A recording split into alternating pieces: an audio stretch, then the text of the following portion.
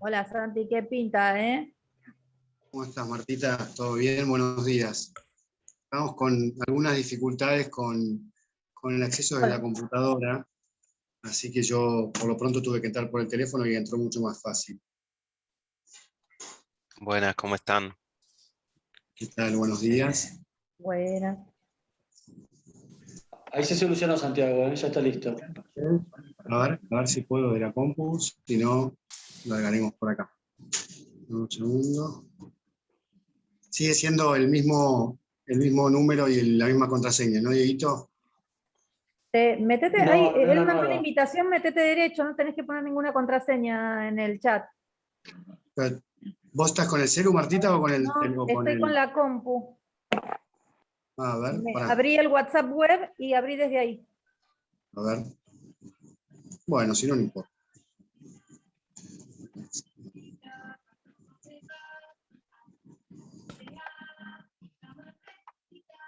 Pero carajo, Amén. no le damos bola.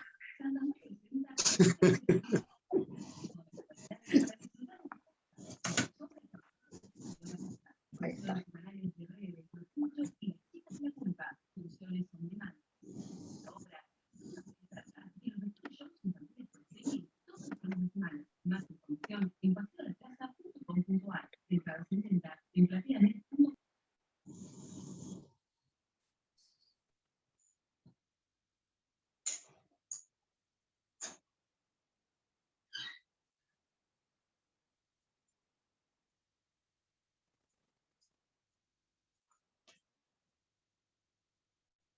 Diego, por favor, ¿me dejas compartir pantalla?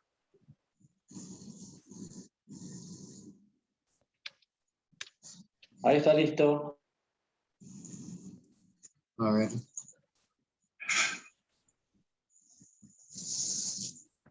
Pero cuando quieran, Santo, pueden ir largando. Bueno, Bueno. bien. Buenos días a todos, mi nombre es Alexandra Park, médica residente del Servicio de Pediatría del Hospital Alemán, que en conjunto con la doctora Jimena Fontana, también médica residente, y el doctor Santiago Galano, médico pediatra, junto con los especialistas en neuropediatría y toxicología infantil, comenzaremos el Ateneo Central.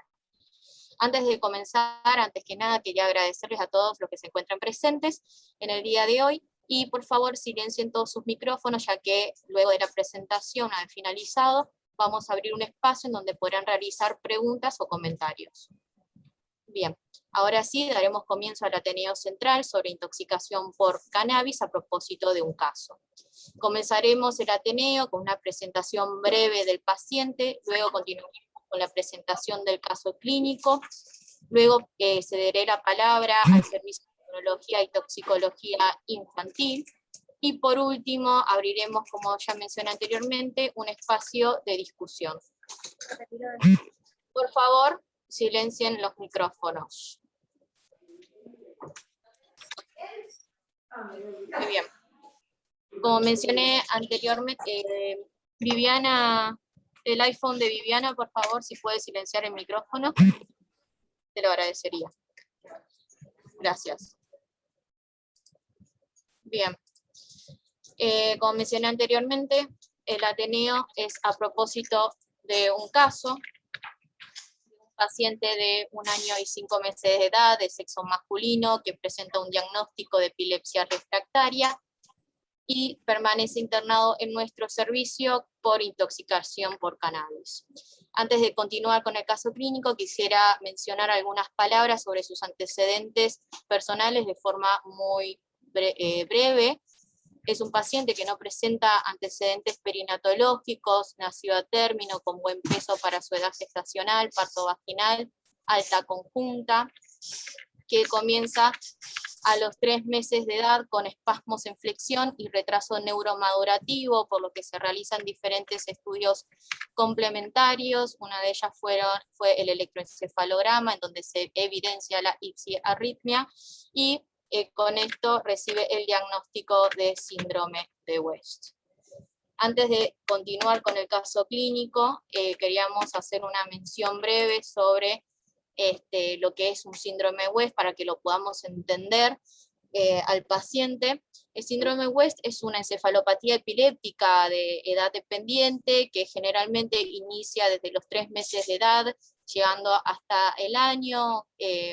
Tiene una triada clásica que se caracteriza por espasmos epilépticos, retraso del desarrollo psicomotriz y asociados a las ipsarritmias, pero obviamente siempre puede que algunos de estos estén ausentes. Lo más importante de este cuadro clínico es que la persistencia puede llegar a un deterioro en su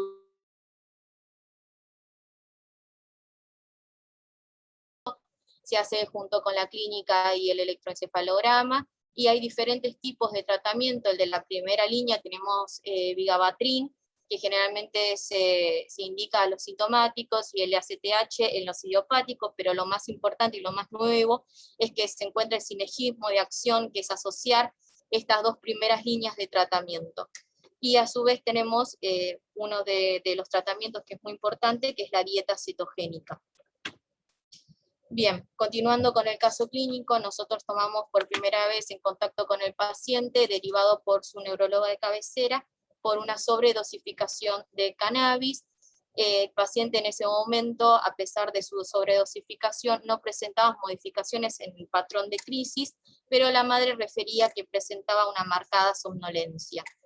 4 días previo a su internación se comienza el descenso de la dosis de cannabis, en donde comienza el paciente con una desorganización, en un aumento de la actividad motora, presenta una marcada irritabilidad que se acentúa durante la tarde-noche, asociado a una alteración de sueño y polifagia. Cuando nosotros lo vemos en este servicio, al examen físico el paciente siempre se encontró en un buen estado general, clínica y hemodinámicamente estable.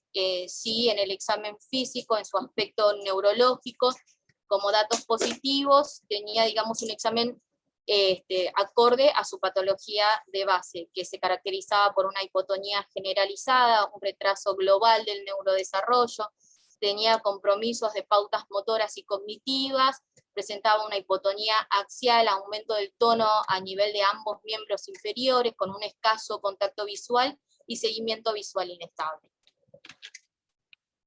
Se realizaron varios estudios complementarios, una de ellas fue el laboratorio, en donde no mostraba ninguna alteración, excepto el coagulograma, en donde presentaba un valor de troponina, de tiempo de protrombina de 136, con fibrinógeno 155, el cual no se relacionaba con el motivo de su internación, que era la intoxicación por cannabis. En ese momento se realiza una interconsulta con servicio de hematología, quienes indican una conducta expectante. Y lo más importante, se realiza un electrocardiograma, en donde se descarta la prolongación de QT. En cuanto a las conductas tomadas en este servicio, fue principalmente, además de realizar las interconsultas con el servicio de neurología, toxicología infantil, obviamente se toma en contacto principalmente con el doctor Fressler Santiago. Se realiza una hiperhidratación y se indica balance estricto de ingresos y egresos, y el control de los signos vitales, los cuales siempre se mantuvieron dentro de los parámetros normales.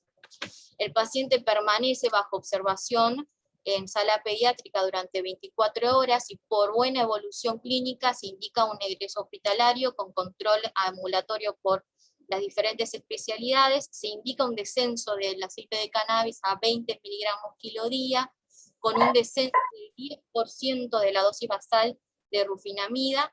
Continúa con su medicación de base, que era el sultiamo, y continúa con la dieta cetogénica a una relación 2,51.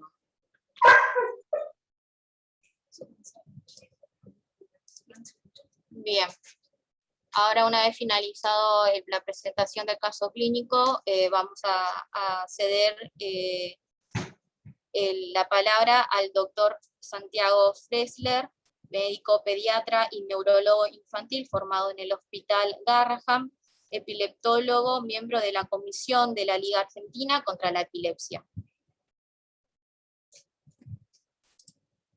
Doctor, si quiere de silenciar. Yo no lo Ahí puedo está. ¿Se escucha bien? Sí. Bueno, gracias por la invitación a todo el servicio de pediatría. Sí, es un caso que yo dejé de ver en febrero, en realidad, me contó Sol, porque yo se lo derivé a terapia cetogénica. Es un UER refractario, que son pacientes muy difíciles, porque empezó con espasmos en flexión a los 3 meses y no respondió ni a la vitamina B6, ni a la vigabatrina, ni a la ACTH, ni al valproico, ni al topiramato, ni a la dieta cetogénica. Entonces, por eso, como tercera línea, pusimos aceite de cannabis en una dosis relativamente baja, digamos 10-15 por kilo, y yo lo perdí porque son pacientes que como no tienen a veces buena respuesta y está perfecto, buscan por ahí otra opción. Y ahí ya me enteré por Sol que se le había subido la dosis de cannabis sustancialmente y había tenido nada, estos efectos adversos. Pero para charlar un poco también de teoría de cannabis, que me pidieron, preparé algo, a ver, les sirve, es un poco los mecanismos de acción del cannabidiol. Siempre que hablamos de cannabis en epilepsia refractaria, en realidad es cannabidiol. No hablamos básicamente de otra cosa porque hay más de 100 cannabinoides, pero los que tienen efecto antiepiléptico puro es el cannabidiol por excelencia y la cannabivarina, y el THC, que tiene los efectos deleterios. En realidad, en 10-20% de los casos en modelos animales se vio que es proconvulsivante, así que tratamos de no darlo y dar cannabidiol puro. Y los efectos, digamos, y los mecanismos de acción son muchos, regulando canales iónicos, tiene un efecto indirecto sobre el sistema endocannabinoide, ¿sí? Porque sintetiza una molécula, ¿sí? que depende del sistema endocannabinoide, tiene disminución de la concentración y excitotoxicidad por calcio, también por glutamato. Es agonista a la serotonina, por eso tiene efectos ansiolíticos y tiene un efecto importante que es antiinflamatorio, inmunomodulador y neuroprotector. Por eso a veces algunos chicos con cannabidiol uno ve que mejoran mucho lo cognitivo y la conducta y no solo la disminución de las crisis epilépticas, ¿no? Siguiente.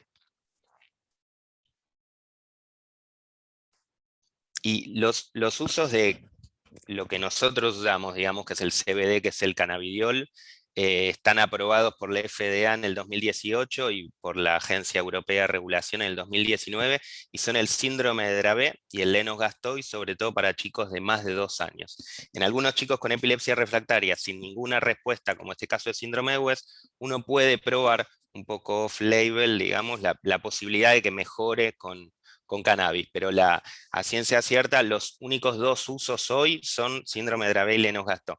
Esto es cannabidiol y para epilepsias refractarias, ¿no? Cannabis, porque como ustedes saben, digamos, desde el 80 en realidad está aprobado por la FDA algo que se llama Marinol, que es THC sintético, y eso sí se usa, ¿sí? Para los efectos adversos de quimioterapia, del HIV, de náuseas, de pérdida de peso, porque aumentan el apetito. A diferencia del CBD que usamos nosotros, que en realidad disminuye el apetito, y bueno, también se usa para dolor, en cuidados paliativos, y más acá en el tiempo hay una mezcla de CBD y THC que se aprobó hace 10 años, que se usa en esclerosis múltiple, en espasticidad y en vejiga espástica y en dolor neuropático. Pero lo que a nosotros nos compete, digamos, que es la epilepsia refractaria, que es lo que hacemos nosotros. Las únicas indicaciones hoy, no quiere decir que hay un montón de estudios ahora en avance de trial para otras indicaciones, son Dravet y Lennox-Gastaut. Siguiente. Y estos son en la Universidad de NYU, llevaron a cabo estos 2 estudios, fueron 2 trials largos de casi 2 años, ¿sí? Donde demostraron que en el Lennox-Gastaut, ¿sí? Había un control de crisis cercano a la mitad de los pacientes y sobre todo de crisis de caída, ¿sí? A los 3 y 12 meses con un poco de efecto acumulativo, digamos, o sea que seguían mejorando los pacientes en realidad al año, y esto es importante porque el Lennox-Gastaut es la epilepsia refractaria por ahí peor calidad de vida tienen junto al síndrome de Dravet. El Lennox-Gastaut tienen crisis de caída, entonces son chicos que tienen nada, muchos accidentes, son los que por ahí ven en la calle que usan casco y no tienen una buena calidad de vida ni ellos ni su familia. Entonces disminuir el 50% de las crisis y disminuir el 50% de las crisis de caída para ellos es mucho, y en el Dravet pasa un poco similar, con porcentajes un poquito menores, pero que también vale la pena recordar que el síndrome de Dravet se caracteriza por muchos estados de mal epiléptico, entonces por ahí el cannabis también ayuda a disminuir las internaciones porque no tienen tantos estatus epilépticos. Además de que mejoran lo cognitivo y mejoran la conducta, y esto es bueno porque son chicos que habitualmente tienen compromiso cognitivo severo, un trastorno de conducta severo, ¿no? Siguiente. Bueno, y esos dos trabajos hicieron que en realidad el FDA los apruebe cuando terminó el último del 2017, en el 2018 que apruebe este cannabis que se hizo con un cannabis inglés que se llama Epidiolex, que acá no llega por el costo, vale $3.000 el frasco, y acá llegan copias de... Y bueno, la dosis que se estableció es de 20 a 25 miligramos kilo. Empezar lento, a veces nosotros empezamos un poco más lento, pero estas son las guías europeas que recomiendan empezar a 5 kilos día, ¿sí? Y se puede incrementar al doble, a 10 kilos día después de 2 semanas. Y si el paciente anda bien, por ahí uno puede quedarse con 10 por kilo, que era el caso de este bebé. Cuando yo la última vez que lo vi fue en febrero y tenía 10 por kilo, y ahora les cuento además por qué.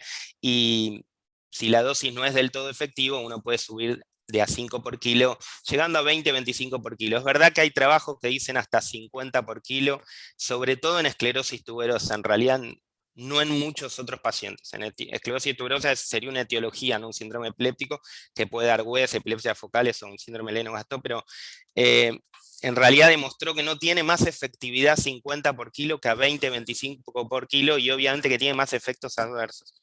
Esas cosas importantes de este paciente, después obviamente habla la toxicóloga que sabe mucho más que nosotros de farmacodinamia, pero que es importante que el paciente estaba en terapia cetogénica, y por la absorción del cannabis, a veces las dietas hipergrasas, como es la terapia cetogénica, lo pueden potenciar por 3 o por 5, entonces nosotros en su momento lo teníamos 10 por kilo, que puede llegar a ser hasta 50 por kilo, es una dosis muy alta. Bueno, si después al paciente le siguieron subiendo la dosis en otro centro, no importa dónde, quizás el paciente llegó con más de 100 por kilo por la absorción facilitada por la dieta grasa, ¿no? Siguiente.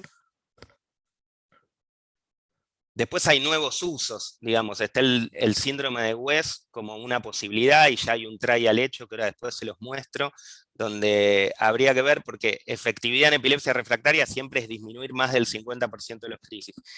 Y eso siempre es válido, pero en realidad en el síndrome de West hay que poner un signo de pregunta, ¿no? Como presentaron muy bien el síndrome de West y dijeron esto de la urgencia y de tratar de sacarlo de ese estado, que si no va a comprometer lo neuromadurativo de por vida.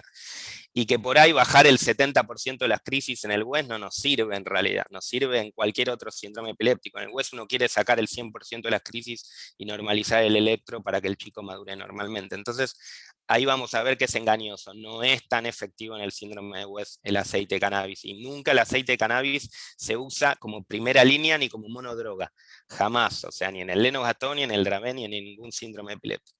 Y bueno, después en epilepsias mioclónico-estáticas y en otros síndromes epilépticos y en otros genes y etiologías como la esclerosis tuberosa se empezó a usar. Siguiente. Esto es lo de esclerosis tuberosa, ¿sí? Que también vieron que controlaron cerca del 50% de las crisis, y algo interesante es que a veces uno nota eso, que tienen más efectividad aún en mejorar lo cognitivo y la conducta que en mejorar las crisis. Ahí probablemente a Sol le pase lo mismo en terapia cetogénica, que a veces el paciente lo que primero nos dice es: está mejor cognitivamente, nos mira un poco más, son pacientes que a veces no tienen lenguaje, pero que se expresan más con un lenguaje no verbal, o bueno, que se portan mejor y todo eso, a veces es tan importante como controlar las crisis. Así que en la esclerosis tuberosa eso mejoró mucho y es importante. Siguiente. Y este es el trabajo de Thiel. Thiel trabaja en Boston y hizo este trabajo en síndrome de West, que está muy bien, digamos, pero es esto que les contaba, que si uno ve efectividad, dice, fabuloso, casi el 80% de los chicos con síndrome de West tiene efectividad con cannabis, uno debería usar el cannabis casi de entrada en el síndrome de West si fuera así. Pero la realidad es que por ahí desglosando un poco, uno ve que el control de crisis total y normalización del electro es solo 33%, es 1 de cada 3, que no es menor en el West, que no responde a nada y vale la pena probarlo, pero que uno no debería nunca empezar con aceite de cannabis en un síndrome de West. Esto fue una tercera línea que intenté a una dosis baja en su momento y que no resultó, ¿no? Y sigue siendo lo más efectivo, vigabatrin y ACTH, y cuando no responden a veces valproico, topiramato, otras drogas y terapia cetogénica, todo eso antes del cannabis siempre, ¿no? Porque hay un poco un furor del cannabis y hay que tener cuidado y hay que usarlo cuando realmente tiene indicación y con cuidado, y tampoco ir para el otro lado de no cannabis, ¿no? Me parece que el criterio siempre está bueno, y más aún en aceite de cannabis. Siguiente. Y bueno, un poco contarles que se empezó con síndrome de Dravet por un caso que deben conocer, que fue de Charlotte Figi, que en el 2013 en California había una paciente que tenía síndrome de Dravet, que es famosa y ahora falleció, por desgracia, el año pasado, cuando empezó la pandemia, falleció por COVID a los 14 años, pero que a los 3 años tenía un síndrome de Dravet con 50, 70 crisis día, y los padres insistieron mucho en que querían probar el aceite de cannabis, y la verdad que solo había algunos trials viejos en Estados Unidos, pero nadie utilizaba aceite de cannabis, y a veces son estos tratamientos que los redescubren un poco los padres. Con dieta cetogénica pasó lo mismo. Y así que en el 2013 el paciente probó y pasó de 50 crisis por día a 2 por día, y le cambió la calidad de vida, mejoró lo cognitivo y conductual. Ese trabajo se publicó en Epilepsia, que es la revista más importante de epilepsia del mundo, y a partir de ahí se hicieron los trials en Estados Unidos, a partir del pedido de los padres y después hizo el trial en Dravet, y después hizo el trial en Lennox-Gastaut, y después hizo en esclerosis tuberosa, y después hay un montón de posibilidades nuevas, y lo que va a quedar muy chiquitito, epilepsia refractaria, porque ahora hay un trial que todavía no, o sea, ya reclutó gente, pero que los resultados van a estar a fin de año, también en NYU con Devinsky, que por ahí es la persona que más estudia cannabis en el mundo, sobre trastorno espectro autista sin epilepsia, porque sobre todo baja mucho la ansiedad, porque levanta los niveles de serotonina. Entonces, si ese trial da que los chicos mejoran la conducta y lo cognitivo en trastorno espectro autista, bueno, la epilepsia refractaria quedará reducida mucho. Así que bueno, ojalá salga bien lo del trial de autismo. Eso se los quería contar como novedad, que bueno, nada, sería una solución. Bueno, un poco eso les quería contar. Gracias. Muchas gracias, doctor. Ahora sí vamos a ceder la palabra a la doctora Marta Braschi, médica pediatra, pediatra toxicóloga del Hospital Gutiérrez con especialización en endocannabiología en curso. Por favor, doc, si puede. A ver, ¿vos la vas pasando o las paso yo? Yo se lo voy pasando, doc. Dale, pasa a la siguiente.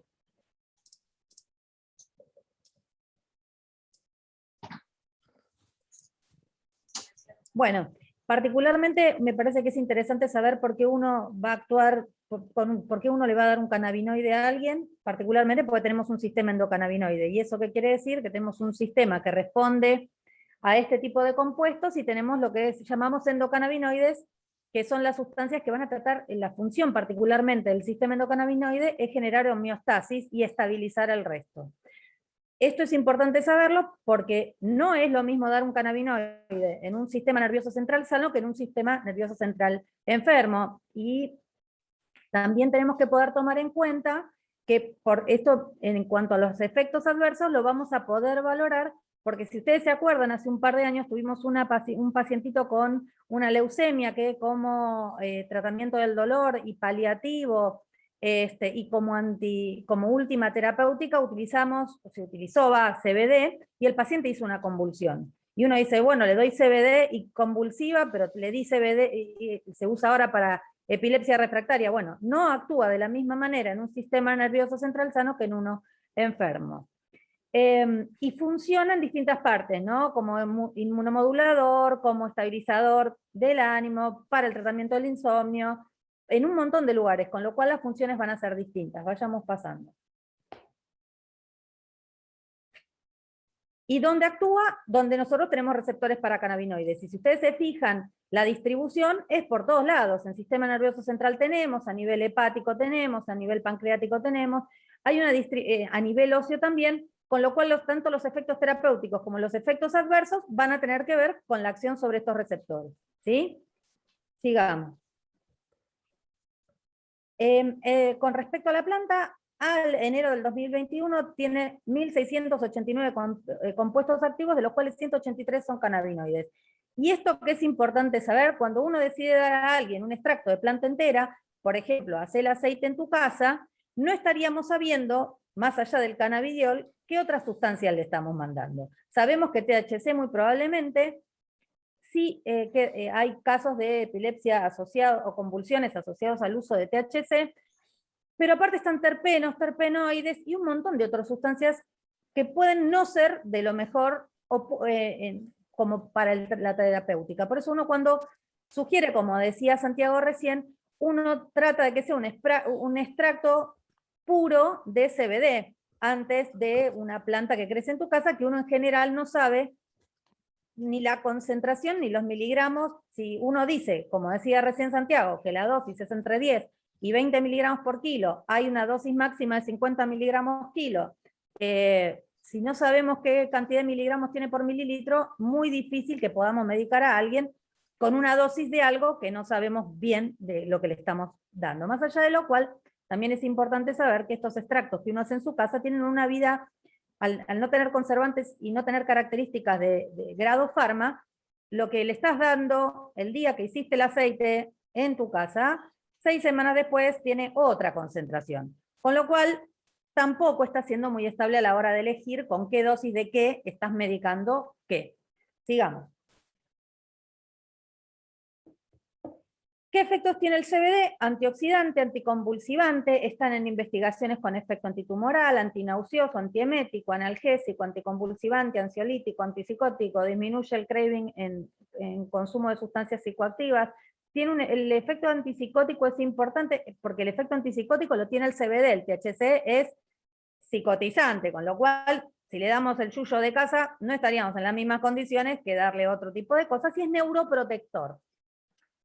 Con lo cual, la amplia gama de efectos que podemos llegar a tener o de probables terapéuticas son un montón. Lo cierto es que la importancia de incluir el CBD es lo que va a hacer que nosotros podamos hacer cosas y poder investigar, porque muchos de los efectos que uno encuentra en animales no es lo mismo el sistema nervioso de un humano, y todo lo que con toda la pila que uno venía y decía, vamos por acá, no vamos nada, cuando se usa en humanos. Pero bueno, es importante tener un producto de grado farma. No es lo mismo tratar con vincristina un tumor que un derivado de la vinca, de la planta de tu casa. Lo mismo pasa con la epilepsia. Tendríamos que ser un poquito más respetuosos, por más que la madre tierra te dé un montón de cosas, la cicuta también sale de la madre tierra, con lo cual tenemos que ser un poquito más cuidados a la hora de medicar y concienzudos. Esto de te doy 3 gotitas, no sabemos qué tiene la gotita, es poco feliz. Sigamos. Y para que hay algunas indicaciones que ya están marcadas y concretas. Una es el dolor crónico neuropático, el trastorno de estrés traumático, ansiedad e insomnio, trastorno del espectro autista. Yo estoy en un trabajo de investigación que estamos por largar ahora con el uso de diferentes cannabinoides, en proceso de aparecer. Cuando aparezca les contaremos. Síndrome de Tourette, en enfermedades autoinmunes, porque como decía Santiago, es un inmunomodulador, inhibe los natural killers, disminuye la liberación macrofágica y modifica los dosajes de inmunoglobulinas, con lo cual es prometedor también. Y si ustedes tienen pacientes con artritis reumatoidea o demás, mucho pibe, a mí me hicieron la interconsulta hace 10 años fácil, el servicio de reumato del hospital diciéndome, che, los pibes dicen que fuman porro y se sienten mejor que con el metotrexate y no puedo parar el subidón del uso de cannabis. Bueno, algún fundamento científico el sistema endocannabinoide de estos niños tenía, que nosotros no. Se está utilizando en osteoporosis grave porque lo que hace es aumentar la osteogénesis y disminuir la osteoclastosis, con lo cual en los viejitos se está usando también. En endometriosis y en síndrome de ovario poliquístico, en oftalmo se usa en glaucoma, pero la verdad es que anda mejor por el momento el uso del timolol y las gotas, porque tienen una hidrofilidad que no tiene el CBD y es un aceite, digamos, los cannabinoides son sintetizados a partir de los lípidos de membrana, con lo cual es grasa. Metete una grasa en un ojo. Digamos, la absorción es bastante errática, con lo cual tiene buenos efectos, pero comparado con otras cosas que hay en el mercado y que son más inocuas, nada.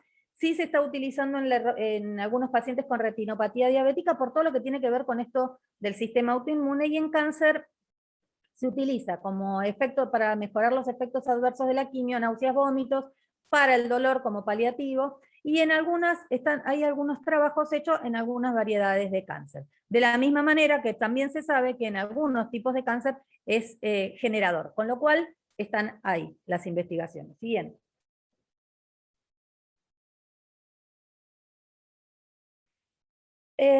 ¿Qué efecto? Esto, como todo medicamento, tiene efectos terapéuticos y tiene efectos adversos. Y lo que provoca es inhibición de la agregación plaquetaria, con lo cual si uno se da a un pobre viejito que tiene 733 medicamentos, y incluido los warfarínicos, le generamos una hemorragia, con lo cual hay que tener cuidado a la hora de indicar y también hablar con el que indique del otro lado, para que sepa qué es lo que uno está dando. Si yo te estoy dando esto, estos son los efectos adversos, estas drogas se bajan, estas se suben. La hepatotoxicidad, y esto es importante después cuando hablemos de interacciones, porque muchas sustancias son hepatotóxicas y muchos anticonvulsivantes tienen efecto hepatotóxico, con lo cual hay que tener cuidado porque podemos potenciar el efecto. Puede dar en los inicios del tratamiento un poco de euforia, y entonces eso puede traer trastornos del sueño, con lo cual uno decide poner la dosis por ahí de CBD un poquito más temprano, porque después cuando duerme como citos, pero la primera etapa, que es más euforizante, hace que el pibe esté rebotando por la pared, con lo cual siempre uno tiene que ir adaptándolo. Puede dar fatiga, sedación, mareos, bradicardia y taquicardia, da hipotensión ortostática, y esto es importante, porque si uno está usando alguna medicación como antihipertensivo que tenga efecto vasodilatador, también se nos va a andar cayendo por ahí. Entonces es importante controlar la tensión arterial. Da sequedad de mucosas, tiene efecto anticolinérgico, bastante menor que el del THC, pero lo puede dar. Da hipoglucemia, da hipocalcemia, a diferencia de lo que hace el THC, que da hiperglucemia. Tiene tolerancia en el tiempo, y esto muchas veces hace que el paciente tenga muy buena respuesta y de repente como que se cuelga en el tratamiento. Y esto con un washout, o sea, se suspende durante 20 días y se reinicia y el paciente mejora de nuevo y no hace falta ir a dosis estrafalarias, que es importante saber que tiene el efecto tiene una curva U invertida, donde de inicio no tiene efectos y después al final con una dosis elevada da el efecto contrario al que uno tiene, entonces tampoco está bueno seguir de largo con la dosis que corresponde, y cuando no funciona, no funciona, y si funciona, mejor. Es anorexígeno, con lo cual es importante mantener bien alimentado al paciente y trabajar sobre eso. Puede dar náuseas y vómitos en el inicio. Han habido pacientes con catatonía transitoria que en 2 o 3 horas se resuelve, pero cuando el paciente está lúcido y conectado, es el susto de su vida no poder moverse. El síndrome de enclaustramiento se vive feo. Y puede dar arritmias cardíacas, con lo cual hay que tener cuidado con las enfermedades de base del paciente. Siempre es bueno, antes de indicar cualquier tipo de sustancia, medicamento o demás, hacer una historia clínica súper importante y bien profunda para no meter la pata. Y han aparecido cuadros de farmacodermia grave y reversible. ¿Por qué es importante pensar esto? Porque muchos anticonvulsivantes tienen efectos de farmacodermia, y algunos asociados al cannabidiol empeoran. Entonces hay que estar atentos siempre a los efectos y seguirlos muy de cerquita. Siguiente.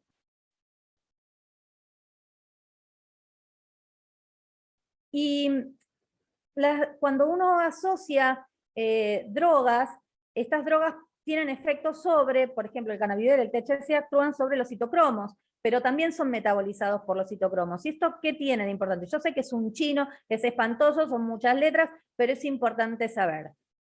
Hay drogas que disminuyen la efectividad del CBD, hay drogas que aumentan la concentración de CBD, con lo cual, como decía Santi, pueden aumentar la concentración y generar también intoxicación. Y estas drogas, tanto el CBD como el THC, modifican también el metabolismo y el grado de toxicidad de otras sustancias. Y este tipo de interacciones pueden ser farmacocinéticas, farmacodinámicas, y también por potenciación por efectos. ¿Sí? Siguiente.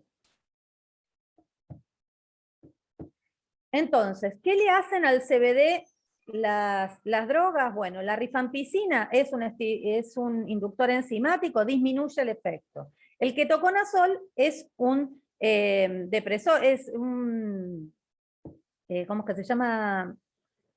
Inhibidor enzimático. Entonces duplica la dosis de THC y duplica la de CBD. ¿Y dónde tenemos ketoconazol? El paciente tiene caspa y uno le enchufa un champú con ketoconazol o una onicomicosis y le enchufa ketoconazol y el paciente empieza a tener cuadros tóxicos por estas sustancias.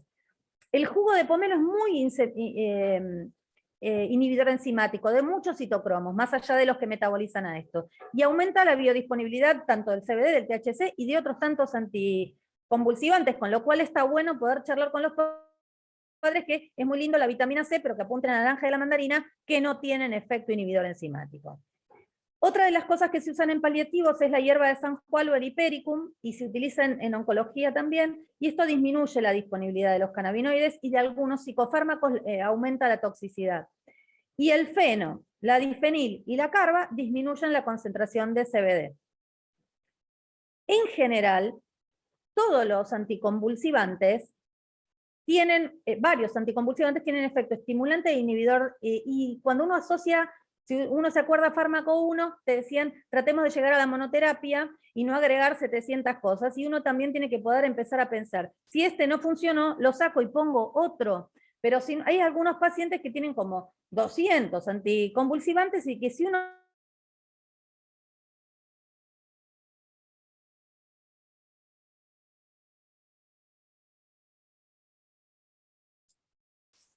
Se trabó la doctora Braschi, ¿sigue ahí?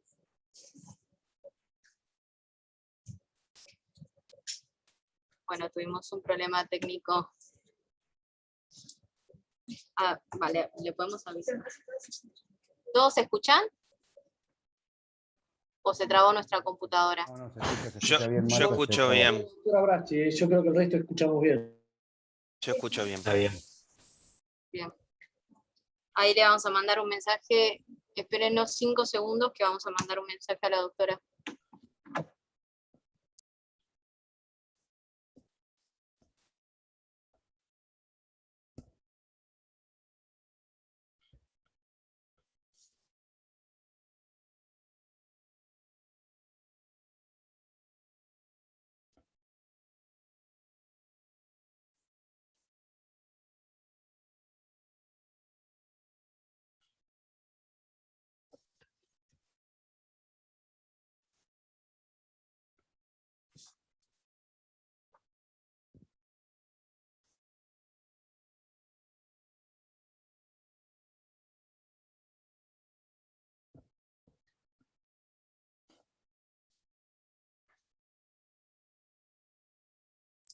Ahí nos pudimos comunicar, en 5 minutos se conecta. Santiago, soy Santiago Galano, uno de los pediatras del hospital, y quería aprovechar este bache para hacerte alguna consulta. ¿Cuál es la capacidad de acceso o la disponibilidad en Argentina para los pacientes, digamos, para conseguir un aceite de calidad? ¿Cómo está, digamos, regulado? ¿Cómo es el pedido? ¿Cómo es el costo? La pregunta está muy bien, Santiago, ¿cómo andás?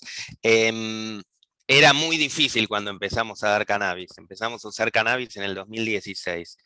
y solo había una marca, que la digo porque era la única, era en ese momento probablemente la más conocida, que era el aceite de Charlotte, que lo deben conocer, y Charlotte en homenaje, el aceite de Charlotte a Charlotte Figi, esa paciente que fue la primera. Los pacientes lo iban a desaduanar personalmente a Ezeiza, o sea que el paciente vivía en el interior, tenía que ir a Ezeiza cada 2 meses, se traía por uso compasivo, como hasta hace poco traíamos el 100% de los cannabis, ¿sí? El uso compasivo, la mayoría lo sabe, digamos, pero es cuando uno tiene que indicar un fármaco y no está disponible en el país. Entonces es una suerte de contrato que se hace entre el Ministerio de Salud, la ANMAT, que es el agente regulador Ahí de medicamentos, y volví. nosotros. Y hoy es más fácil, Santiago. Hoy es Bueno, mucho más fácil porque hay muchas más marcas. Incluso ahora, bueno, hay un producto nacional que en realidad no es nacional, lo hacen afuera, pero bueno, tiene como el aval del ANMAT para ser nacional. Y hoy los pacientes que tienen indicación se los cubren las prepagas. Antes muchas veces no se los cubrían las prepagas tampoco. O sea que era muy difícil el acceso 2016, digamos hasta 2019 más o menos. Después de la aprobación de FDA y que llegaron más marcas, porque había una y hoy hay 6 o 7, se hizo bastante más fácil. muchas gracias. Bueno, Martita, te dejamos terminar. Bueno, no sé hasta dónde escucharon, pero no sé, ¿hasta dónde escucharon? Habías dicho que Están muteados. Todas las- la Claro, hierba de todas- San Juan estaba. CBD. Bueno, vamos con la siguiente entonces.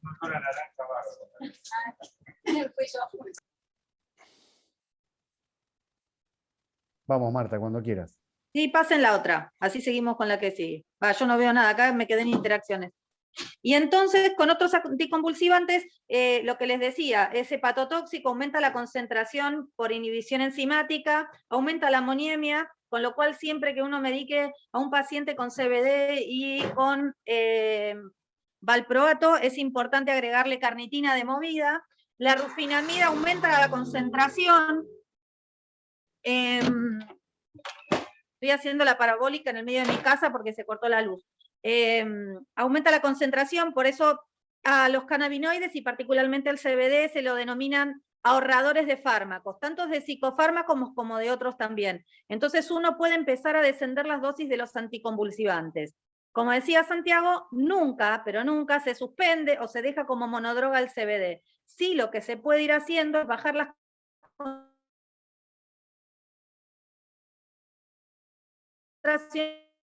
y disminuyen un montón los efectos adversos de todo. Están esciltraciones, con lo cual uno bajaría las dosis, y con la lamotrigina, como actúa sobre una de las enzimas que metaboliza la lamotrigina, el canal abierto a otra que tiene un metabolito tóxico, aumenta el riesgo de farmacodermia. ¿Sí?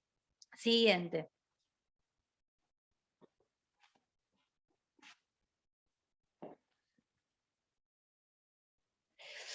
Con respecto a otras drogas, ¿y por qué es importante saber con respecto al resto de los fármacos? Porque todos los pacientes están polimedicados en general, y el paciente, ¿quién no tiene fiebre? Bueno, el paracetamol aumenta su toxicidad por el aumento del metabolito tóxico y potencia la hepatotoxicidad que puede tener el CBD también.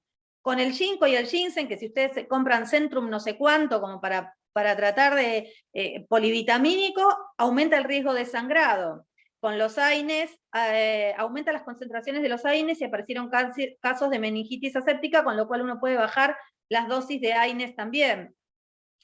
Con respecto a los opioides, aumenta la biodisponibilidad de la metadona y disminuye el efecto de la morfina, con lo cual en paliativos es importante saberlo antes de modificar y agregarlos. Con respecto a los antipsicóticos, por el efecto anticolinérgico que les comentaba, aumenta la sequedad bucal, la taquicardia, la hipotensión ortostática. Con la clonidina tiene mayor probabilidad de tener constipación y alteración del estado mental. Con los anticoagulantes, con la warfarina y demás, aumenta el riesgo de sangrado. Con los antidepresivos, particularmente con los IRS, que como habíamos hablado, que aumentan las concentraciones de serotonina, tenemos más riesgo de síndrome serotoninérgico, con CIJAD, hiponatremia y sangrados.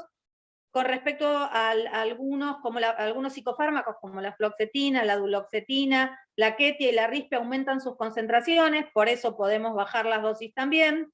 Con la miodarona aumenta la toxicidad, con la digoxina aumentan los riesgos de intoxicación digitálica, y con las estatinas la hepatotoxicidad. Y con el everolimus, que es un antineoplásico, aumenta la concentración también, con lo cual hay que estar atentos con esto. Con respecto a la dipirona, también por el mecanismo aumenta las concentraciones del metabolito y da mayores riesgos de aplasia medular, con lo cual hay que también, a la hora de elegir, estar un poco atento a esto. Siguiente. Pregunten. Bueno, muy bien. Yo hace un ratito le había preguntado a Santiago acerca de la disponibilidad en Argentina y la facilidad con la cual un paciente que tiene una cobertura consiga la medicación. Así asumo, quizás erróneamente, que estos pacientes que están con un síndrome epiléptico refractario tienen certificado de discapacidad, y eso quizás también ayude a lograr conseguir la medicación. Por otro lado, creo que es auspicioso el uso o las respuestas que puedan tener en los pacientes con el trastorno del espectro autista, así que esperamos ansiosos, por decirlo de alguna manera, esos resultados, porque creo que son pacientes que ciertamente se van a ver muy beneficiados.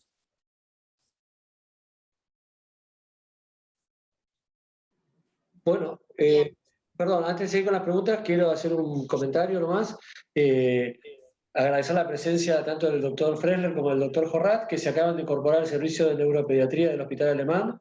Ambos se incorporaron para trabajar en todo lo que es epilepsia, sueño, y son los que se van a encargar junto con la doctora Toma de los estudios, los estudios polisonográficos del sueño con protocolo de epilepsia dentro del hospital, con lo cual esto hace crecer mucho más las posibilidades diagnósticas de nuestro servicio. Así que bueno, nada, eso. También quería decir que está presente acá en el Zoom el doctor Sergio Méndez Garrido, que es quien hace tratamiento de cannabis en adultos. Si quiere hacer algún comentario, obviamente también bienvenido, porque nosotros tenemos la experiencia pediátrica. Bueno, si por ahí quieres hacer algún comentario, Sergio, sobre el tratamiento en adultos. No, quería comentar un par de cosas que, bueno, me gustó que rápidamente dijeron que cuando hablan de cannabis están hablando de CBD, porque justamente la variedad que hay cuando uno habla de cannabis, piensen que hay alrededor de más de 1000 especies por cruz o por lo que sea, y que todas son diferentes. Entonces se hace una extracción y entonces no es lo mismo. El otro tema es que uno siempre quisiera el dato farmacológico de ese aceite, y como bien dijo la doctora Braschi, al tiempo se degrada, y eso ya lo sabe todo el mundo. La diferencia entre el farmacológico es que tiene todas las especificaciones de seguridad, etcétera. La planta es un maravilloso recuperador de tierra, y así como un maravilloso recuperador de tierra va a absorber un montón de cosas que están en esa tierra, plomo, plaguicidas, etcétera. Ante eso es mejor el autocultivo, porque la persona no lo va a fumigar, no le va a poner cosas raras, etcétera. Ahí se da una ventaja, que es lo que se llama el efecto séquito de todo un montón de terpenos que son buenos, etcétera, para el uso. El problema es que no sabemos qué es cada planta. Y el tema es que una persona que planta, acá hay un estudio que en Estados Unidos, de una planta en Londres que producía CBD, la llevaron por esqueje, creo que a Gabón, totalmente distinto el clima, las horas de luz, y esa planta por esqueje, que es la única forma de que sea exactamente igual a lo original, a la tercera generación, en vez de estar produciendo CBD, estaba produciendo THC. O sea que si yo no hablo de epilepsia, pero es lo que más uno escucha hablar en Mamá Cultiva y toda esa gente, que una madre que acá en la ciudad de Buenos Aires planta una y le sirve a su hijo y le dice, y se le da a una madre para Mendoza, lo va a llevar a Mendoza, la va a hacer crecer en Mendoza, y va a tener otras condiciones esa planta. No va a ser la misma. La única forma de controlar eso en una planta sería, como se hacen los grandes cultivos industriales, es en forma indoor, que es muy caro, ¿sí? Y entonces hace la dificultad. Por supuesto que uno siempre quisiera, por costo, con un menor costo, el farmacológico con todos los chiches que hay, ¿sí? Y el aceite de Charlotte, como decía el doctor Fressler, en realidad el aceite de Charlotte es un aceite no farmacológico. Es un aceite... Un suplemento nutricional. Con grado Cruzó la alimenticio. frontera y se transformó en medicamento, pero Exacto, bueno. exacto, un suplemento nutricional que tiene warning del FDA porque no coincidía mililitros con miligramos en varios lotes, ¿no? Pero Lo que además pasa que- cambia la composición. Pero acá era la panacea porque era el único, ¿no? Hace 5 Claro. años. Pero No, aparte, pero venía al caso de que después mejoró todo con la introducción del Epidiolex. Inclusive el doctor Fressler habló que son los nabiximoles que se usan para esclerosis lateral amiotrófica. Claro, para esclerosis múltiple el Sativex, que es de la misma empresa, que es mitad THC, mitad CBD. Se usa también, ¿sí?, en cáncer y en pacientes con dolor por cánceres de oro mucosal, se hace un spray. Ese no es un aceite, ese es un extracto etanólico de planta. Tal Y cual. tiene el 70% de su composición son CBD y THC en proporciones iguales y después van terpenos, etc. Pero Son está hecho con un grado farmacológico, con todos los estudios. Entonces son cosas distintas. Uno entiende lo que decía el doctor Fressler, los costos. Entonces la gente muchas veces no puede cuando no tiene una cobertura. Entonces acceden a los aceites. El Conbuvidiol está a 62.300 pesos el frasco de 30 mililitros. Es carísimo. Miligramos. al lado de lo que sale por ahí el epifractán, que viene de Uruguay, el epifractán es en dólares, con lo cual sale más caro que el Conbupidiol. Tampoco es tan simple de recetar, porque en su momento pedían todos. solamente especialistas en epileptología. Hay un chino de mercado, hay un super chino de mercado, pero Muy cuando difícil. vos tenés una madre que al pibe le va bárbaro con el aceite del vecino, es buenísimo. Ahora, cuando el pibe hace una convulsión o un efecto adverso, el envenenador es la madre, y hay que poder correrla de ese lugar. Tal cual. Sí, Tal cual. O sea, ante esa situación, ustedes tienen más experiencia, yo no sé lo que es la epilepsia, salvo un par de casos que conozco. Es horrible ver a un chico, a cualquier crisis epiléptica, pero en un chico es terrible y como comentaban, hay casos de 100, 200 convulsiones por día y que pasan a tener una. Y ese cambio que hay en la calidad de vida, y lo hay en los pacientes añosos en dolor, ¿sí?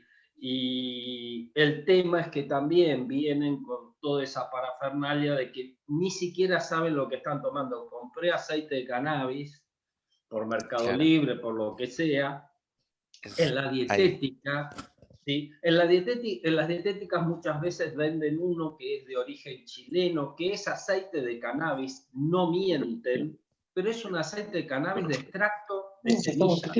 Sí. El extracto de semillas no tiene ningún efecto farmacológico, o sea, salvo los omega 3 y los omega 6, no tiene ni CBD, ni THC. Claro, no es de la flor. Entonces, el problema con que nos encontramos es que no sabemos qué es lo que consumen los pacientes. Y además las estafas, ya se sabe que muchos empiezan a producir, andan bien, y qué sé yo, y el segundo, que fue lo que pasó con el primer paciente que me vino a consultar a mí, es que quería que yo le consiga aceite de cannabis en serio, porque el segundo frasco que le habían vendido no le hacía nada, y él era sommelier, tenía cáncer, etcétera, y me decía, me están dando aceite de oliva puro, no tiene nada de gusto de otra cosa, y además de mala calidad. Entonces, eso pasa mucho.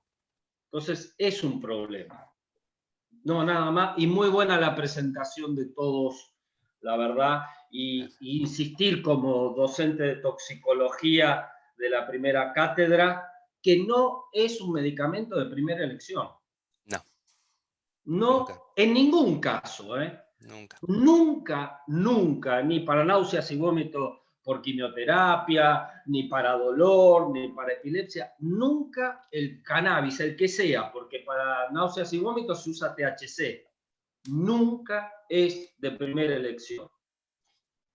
Bueno, gracias, doctor Méndez Garrido. ¿Alguien más que quiera hacer alguna consulta o algún comentario? No, yo lo único que es un fármaco, porque muchos familiares tienen la fantasía de que es algo inocuo de una planta, que muchos fármacos son de una planta, digo, los opiáceos son fármacos, entonces es un fármaco, tiene efectos adversos y hay que controlar ciertos efectos adversos que pueden no ser sintomáticos. Entonces, no está mal hacer una rutina un poco ampliada de laboratorio cada vez que vemos estos pacientes. Entonces, amilasa, lipasa, porque se potencia con el valproico, puede dar pancreatitis, hepatograma, porque se potencia con el valproico, puede dar hepatitis medicamentosa. Entonces, no es que es totalmente inocuo, como algunos piensan, entonces vale la pena cerciorarte de eso, o bueno, el electrocardiograma que muy bien le pidieron cuando se internó en el alemán, y vieron que tenía una alteración QT dada por la rufinamida y la potenciación de la rufinamida que habían hecho. Así que hay que controlar una rutina de laboratorio un poco más amplia que con otros antiepilépticos, ¿sí? Eso por un lado, y yéndome al otro extremo, digamos, tampoco la prohibición, porque hay gente que dice, no le quiero dar esto a mi hijo, mira, después tiene la posibilidad de ser adicto. Bueno, en realidad el discurso es justo lo contrario, lo dijo Marta, se usa incluso en Estados Unidos y en Canadá, disminuyó la adicción al opiáceo y al THC por el uso del CBD, ¿sí? Porque algo sirve para dolor, no tanto como el THC, pero sirve y ocupa los receptores de THC, entonces hay menos, ¿sí? Adictos al THC y menos adictos a los opiáceos desde que apareció el cannabidiol.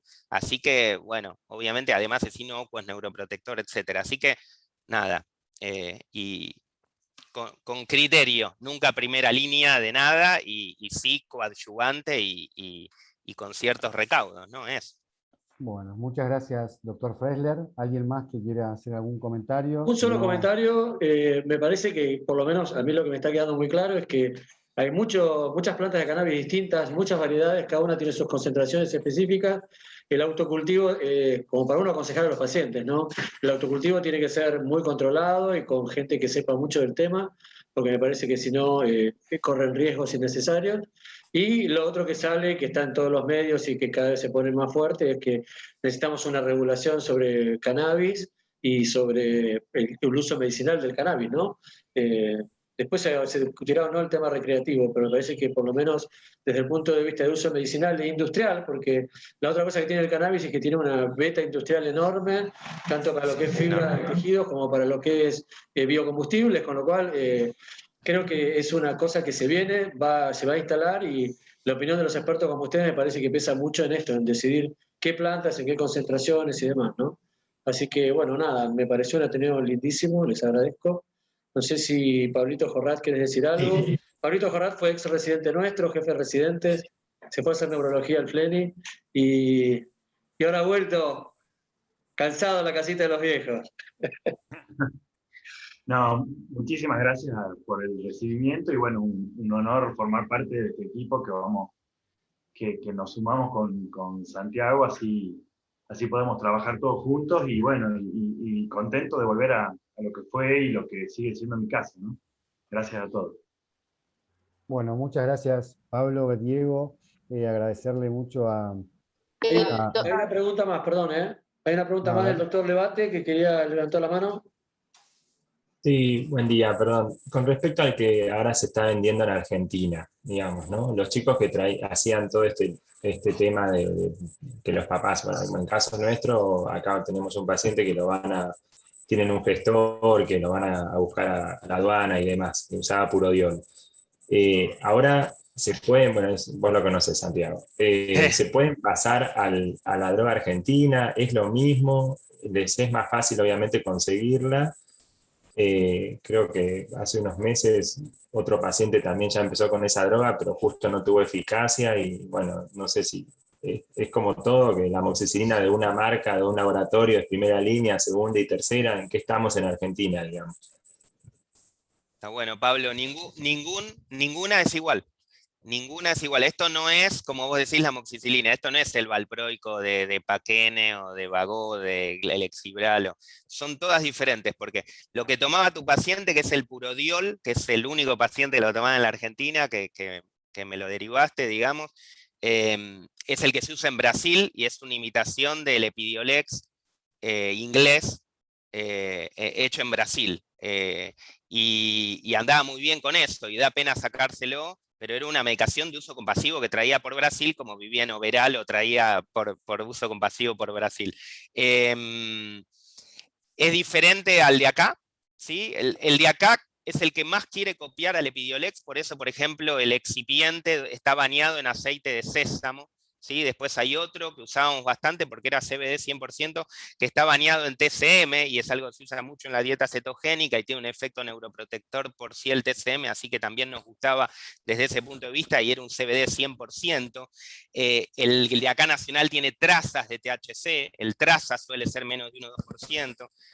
Hubo un canadiense bastante famoso, y se hicieron algunos estudios prospectivos acá en la Argentina, que tenía 5% de THC. Es muchísimo 5% de THC cuando uno da una dosis alta. Si vos le das 20 por kilo a un paciente, ese 5% de THC en alguien de 30 a 40 kilos probablemente es más dosis de lo que toma de Marinol un paciente por dolor o por cáncer. Entonces, son todos diferentes. El viejo Charlotte, el viejo, que era el Everyday Advance, era full spectrum. Full spectrum es todo lo que nombró Marta y lo que nombró Sergio. Full spectrum es terpenos, full spectrum es los 100 y pico de cannabinoides. Entonces, la realidad es que son todos diferentes y que no todos los pacientes responden al mismo, y que uno podría decir, antes de decir no funcionó con aceite de cannabis, probar algunos. El que más sabe en el mundo es Devinsky, y lo que hace él es CBD 100%, ellos tienen Epidiolex, y cuando no responde, usa THC, porque el THC tiene efecto anticonvulsivante en 80-90% de los pacientes, pero 10-20% de modelos animales es proconvulsivante. Entonces, no respondes a CBD 100%, te pruebo alguno que tenga algo de THC. No responde, saco el cannabis porque no responde, no es que todos responden, ¿no? Pero no todos son iguales, ¿no? Sí, y no es que pasan a THC puro, lo que se hace es una dosis elevada de CBD con una dosis súper baja de THC. Es ratio 20:1, lo máximo 21. Que se usa en epilepsia. Quiere decir que 20:1 es 5% de THC, 95% de CBD, como extremo de mucho THC, ¿no? Exactamente. Pero hay marcas de California, hay marcas de Canadá, y ahora hay una marca australiana, y ahora hay una argentina que no es argentina, ¿sí? Traen la semilla de Suiza, digamos. No se hace nada en Argentina, hay un montón de proyectos, está metido el INTA y se tarda, no es que se hace de un día para el otro, pero probablemente haya un cannabis argentino de verdad, sí, ¿no? Pero para largar un producto mínimamente se tarda entre 1 y 2 años, porque hay que asegurar el grado farma desde el proceso de la plantación, la extracción de la semilla. Hay un montón de procesos para llegar a lograr un fármaco que deriva de una planta. Con lo cual no es que hoy te permiten y mañana tenés tu CBD autóctono. Hay un montón para investigar, y necesitan la estabilidad, que conseguir la estabilidad es un montón. No es tan simple. Y por ahí lo que uno puede pensar con respecto a lo que decía Sergio, hablando de lo que es el efecto séquito se comprueba en general en las formas inhalables, no en las formas por vía digestiva, porque la mayoría de los terpenos y los terpenoides por vía digestiva se metabolizan, se degradan a nivel con el pH 5 del estómago. Por ahí también otra de las cosas que uno ve que le dicen es: ponete las gotas sublinguales. Si te pones 2 gotas sublinguales, se absorben, pero la gota, le voy a decir, ponete 40 gotas sublinguales, se la va a tragar. Con lo cual, lo más probable es que, y aprovechando la lipofilidad, uno prefiere decirle, tomate en ayunas y con algo bien graso, como para mejorar la biodisponibilidad del CBD también. Entonces puede ser con, no sé, con queso crema, con alguna cosa que le guste, como para para que lo pueda tomar por vía, si total se le va a caer por los costados, o sea, no lo va, o sea, 20 gotas abajo de la lengua no se la banca a nadie. Ni 2 te banca, ni la Sabina oral te bancaba 1 sublingual, anda ponete 20 gotas, digamos, ¿no? Eso está bueno. Además, como todos los cannabis son diferentes en concentración, en lo oliosos que son, una gota de uno no es lo mismo que una gota del otro. Entonces esto no es un producto uniforme. Esto hay que hacerlo por miligramos por mililitros para saber realmente la dosis. Si no es errático. Lo de gotas es algo un poco casero, digamos, y nosotros que estamos del lado un poco más científico, deberíamos decir miligramos por mililitros, que se compre en la jeringa de insulina y empezar a dar de a una dosis muy bajita, pero bien medida, ¿no? Lo que tienen de bueno algunos productos es que traen la jeringa medidora. Sí.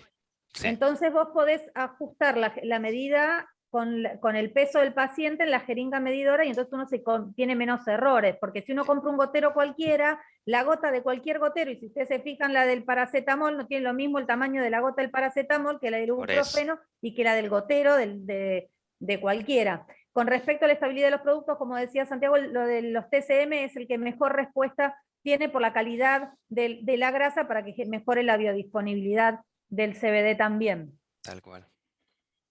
Perdón, pero los terpenos y el 30% de los cannabinoides se pierden en la pirrólisis al ser fumados. Los terpenos se aprovechan o por una extracción especial cuando se hacen los aceites. Primero hay que sacar a muy baja temperatura los terpenos para después reincorporarlo al aceite porque son muy volátiles. Los terpenos son los aromas que uno siente de cualquier planta. Y al fumarlo se pierden. Sí se pueden recuperar con los vaporizadores. Tal cual. ¿Sí? Con los vaporizadores que tienen una temperatura muy regulada y entonces uno sabe qué es lo que está usando y no se llega a la pirrólisis de más de 350 grados, que además nos da un montón de otras sustancias tóxicas por inhalar el humo de cualquier vegetal, no de cannabis, sino de tabaco, chala, planta, etc.